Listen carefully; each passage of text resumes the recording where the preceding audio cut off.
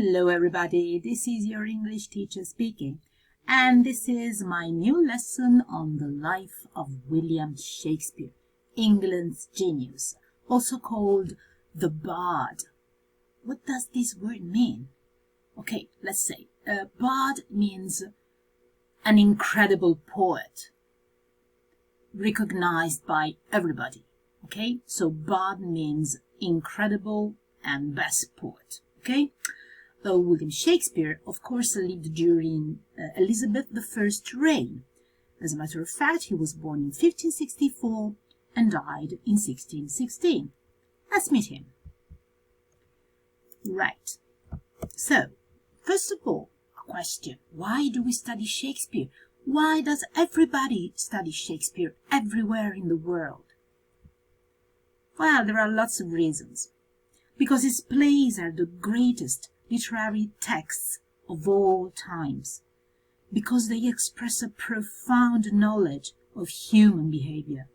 And because they transmit universal values applicable to all people at all times. He is universal. He is eternal. He is everlasting. The things that he wrote about, the things that he said, he expressed, are always valid, everywhere in the world, at any time. Again, other reasons. We study him because he's a great poet. Of course, he's one of the best. Then, because his plays are full of memorable passages of poetry. As a matter of fact, we find some poetry also in his pieces for drama, for the theatre. He is the most quoted, most translated of any author on earth. Everybody in the world knows about Shakespeare and knows at least one line by heart. Studying Shakespeare offers us a wider view of the world in general. If you know Shakespeare, you know the world better. Studying Shakespeare lets us have a broader view of important historical events because he also wrote historical plays which tell true stories about historical things that happened in the past. He makes us grasp, he makes us understand the concepts of character, plot, universal truth in an easier way. And studying Shakespeare gives us a greater and more profound understanding of human nature in all of its forms, in all of its characteristics, peculiarities, and values or beliefs. For example, greed, faithfulness, love, power, honesty, popularity, danger, ambition, self-sacrifice. These themes and more other themes are presented in all of his works. Let's have a look at his life. I'm telling you guys, we don't know much about Shakespeare's life. There are some doubts that he really existed, but let's have a look. He was born in Stratford upon Avon on the 23rd of April, 1564. Stratford upon Avon is a very nice town, a trade town, a mercantile town in England. And it's called this way because Avon is the name of the river on which Stratford stands. Okay, Stratford on or upon Avon. And it's written like that with dashes here and here.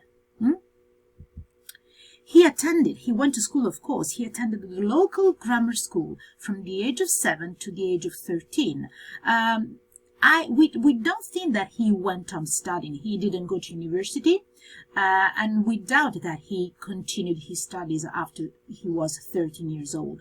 But what we do know, and we know that from his works, is that he learned a lot of things. He knew lots of things, and he also knew some Latin, and also some philosophy, and also some theology, and also some Greek, ancient Greek. So we suppose that this school, even if it was a very small school in a small city, gave him a very good education considering the period. He married Anne Hathaway when he was only 18, and she was older than him because she was 26. Now, this Anne Hathaway was a very rich woman in town. If you go to Stratford, still nowadays, you can visit her houses because she had more than one house. Okay? Shakespeare was not poor. He was the son of a glove maker, so of an artisan, so his family didn't have economic problems, okay? But Anne was richer than him, and they married quite when he was quite young, maybe because she was pregnant. And as a matter of fact, they had 3 children. But then we have a period of 10 years in which we don't know anything about Shakespeare.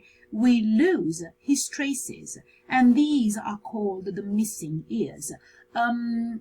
Some hypotheses have been made that maybe he went to work as a teacher in the northern part of England, and some says that maybe one day a company of actors came in Stratford-upon-Avon, and he assisted.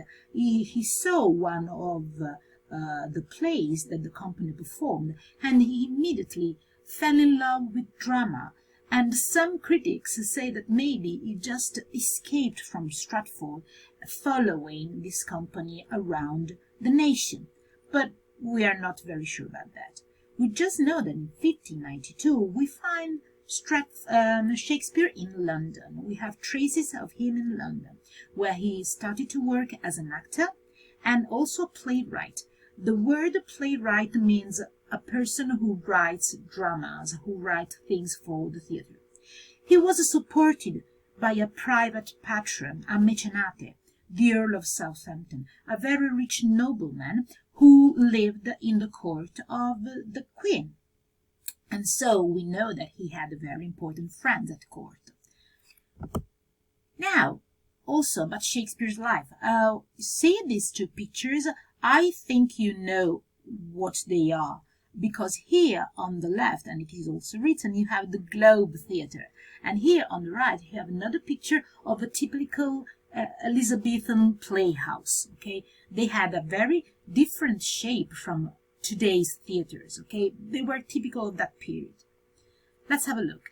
Shakespeare in London became a shareholder, so a co-owner of a theatre, and also of the main playwright of the most successful company of actors in London.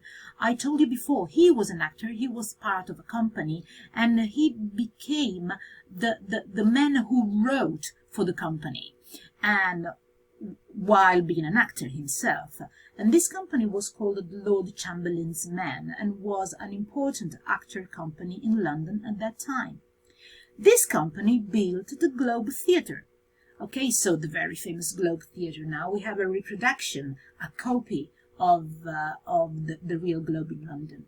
And he was recognized as a genius in his own time. Yes, kids, while he was still alive, he was already famous among the Londoners, okay? And he became famous, a successful author, a successful actor, and also a rich man.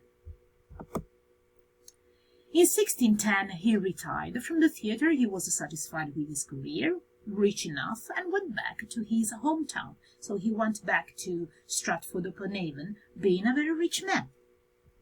But then, in 1613, something happened, and the Globe Theatre in London, which he had left, burnt down. It was very easy for theatres to burn down because they were made of wood. And the theatre had a thatched roof, and it took fire because of a special effect, a cannon which was shot during a play. Shakespeare, of course, lost some money because of this fire, but was still wealthy and rich enough to help rebuild the Globe Theatre again.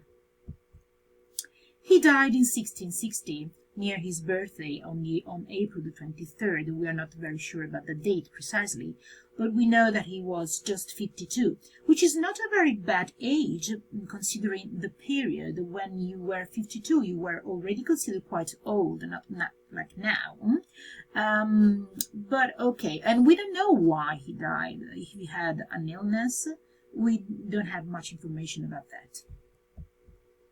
What we know that he was and still is buried in Stratford, in his hometown, in Holy Trinity Church, which is this beautiful church in a spot in the central Stratford. And you see there are lots of trees, a kind of garden, a park, and you can see the river Avon flowing next to the church. I have been there, guys, and that is why I'm going to show you 2 photographs which I took myself. And these photographs show his bust and his grave. Let's have a look at the bust. Okay, the bust is a kind of sculpture, and this bust is very important for us because it was made when Shakespeare had already died, but his wife was still alive, and so we can be quite sure of the fact that this bust shows a realistic Shakespeare, because his wife was there and she could control the work, she could check over the work of the sculptor. So we are pretty much sure that Shakespeare in his late years looked just like this. But what captured my eyes was his tomb. Now you can see, oh no, sorry.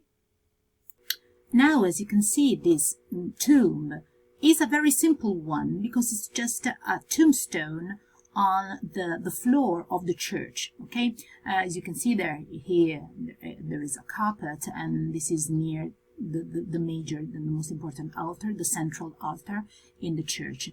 Here you have his tomb, and next to him you should find the tomb of his wife. But what captured my eyes was the inscription, the engraving, these writings, these words that are engraved here and then reproduced here for people to see. Let's have a look at this inscription. Good friend, of course it's written in an old English. Good friend, for Jesus' sake forbear to dig the dust enclosed here. Blessed be the man that spares these bones, and cursed be he that moves my bones. So, good friend, for the love of Jesus, please don't dig the dust, so don't dig the dust that is enclosed here. Blessed will be the man that spares, that doesn't touch these stones, and cursed be the man that moves, that touches, that takes away the bones here, so my bones. So as you can see, there are some rhymes. We don't know if Shakespeare wrote this himself, this epitaph himself, but it's strange enough, especially for a tourist to see, that he was such a, I don't know, well, he was a nice man, but also what strong words are written here for a poet. Okay, so this is the first part of my lesson on Shakespeare's life, and if you want to know something more about his works, have a look at the second part of my lesson. Bye bye.